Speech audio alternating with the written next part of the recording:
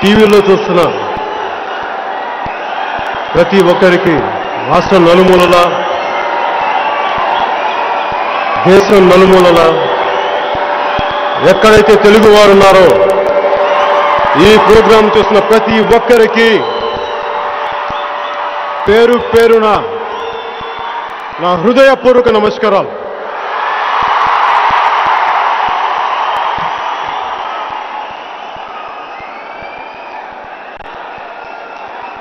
ఇప్పుడు నేనున్న పరిస్థితిని, వెళ్ళపోతున్న పరిస్థితిని ఎలా ఉంది అంటే, ఇల్లేమో దూరం, ఇల్లేమో దూరం, అసలే చీకటి గాఢాంధకారం, దారంతా గతుకులు,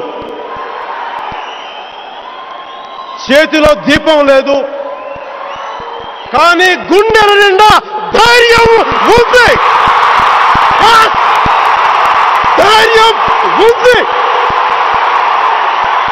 ధైర్యం ఉంది.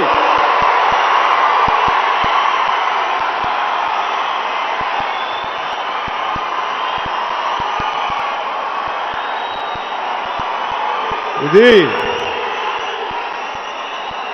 నా జీవితంలో చిన్నప్పటి నుంచి ఇప్పటిదాకా ఎలాంటి పరిస్థితులు వచ్చినా కానీ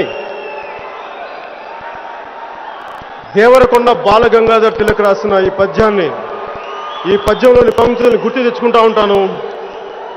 ఎలాంటి కష్టసాధ్యమైన పనులైనా సరే గుర్తు తెచ్చుకుని ఇలా మీ ముందుకు వస్తుంటాను. ఎలాంటి దౌర్జన్యాలనైనా సరే, ఎలాంటి అవినీతినైనా సరే అరికట్టడానికి, పోరాటం చేయడానికి ఆ పంక్తులను స్ఫూర్తిగా తీసుకుంటాను. ఇంగ్లీష్లో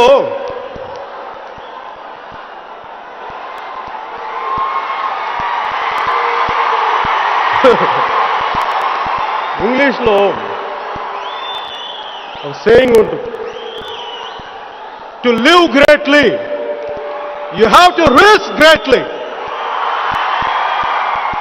అంటే చాలా గొప్పగా బతకాలంటే చాలా విపరీతమైన డేంజర్స్ని వెతుక్కోవాల్సి వస్తుంది. నేను ఎప్పుడు చాలా చిన్నప్పటి నుంచి గొప్పగా బతకాలని ప్రయత్నం చేయాల, చాలా సామాన్యుడిలాగే అందరిలాగే బతుకుదామనే ప్రయత్నించాను.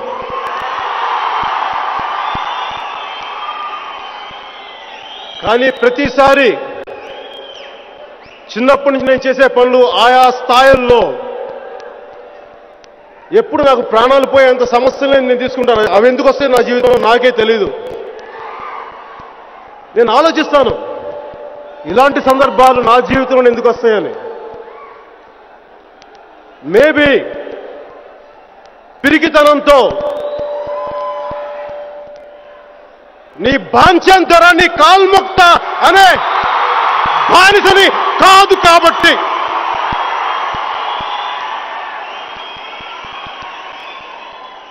వెళ్ళి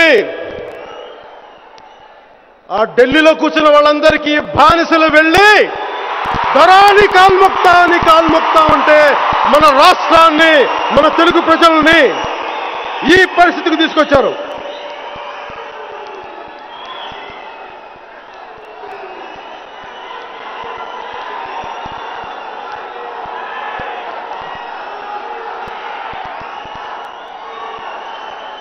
సరిగ్గా 5 సంవత్సరాల క్రితం ప్రజారాజ్యం పార్టీ, అన్నయ్య చిరంజీవి గారు స్థాపించిన పార్టీలో అరే అన్నయ్యకి నేను ఎదురొస్తానా, అన్నయ్య మీద నా కోపం ఉంటుందా? ఉండదు.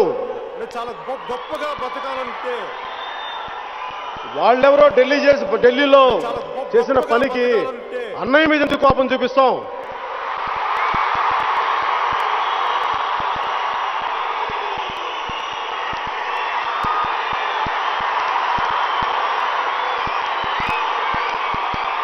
కాకపోతే మన కర్మ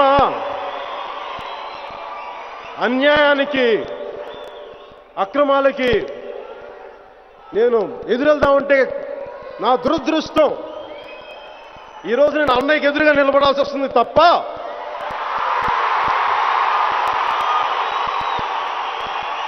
గుండెల్లో ఉన్న అన్నయ్య మీద ఎదురుగా కాదు, ఎదిరించి కాదు.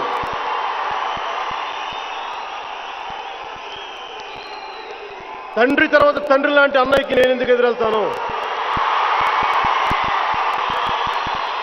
కానీ అలాంటి పరిస్థితిని కల్పించింది ఎవరు? అక్కడ ఢిల్లీలోకి వచ్చిన కాంగ్రెస్ హైకమాండ్.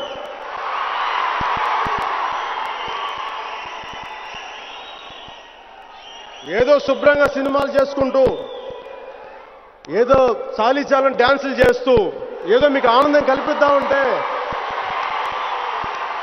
నన్ను చేయనివ్వట్లేదే.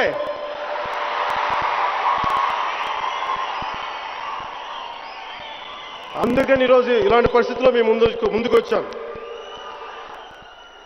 సరిగ్గా 5 సంవత్సరాల క్రితం గుంటూరులో ప్రజారాజ్యం పార్టీ తరఫున ఎలక్షన్ ప్రచారంలో నా ఆఖరి రాజకీయ ప్రసంగం చేశాను. ఆ తర్వాత ఇంకెప్పుడు రాజకీయాల గురించి కానీ, మన తెలుగు జాతి పరిస్థితుల మీద కానీ,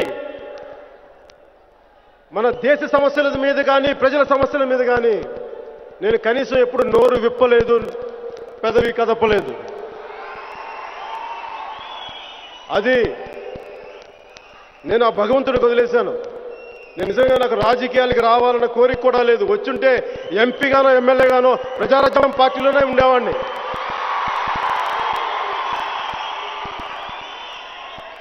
నాకు సమాజం బాగుండాలని కోరుకునేవాడిని.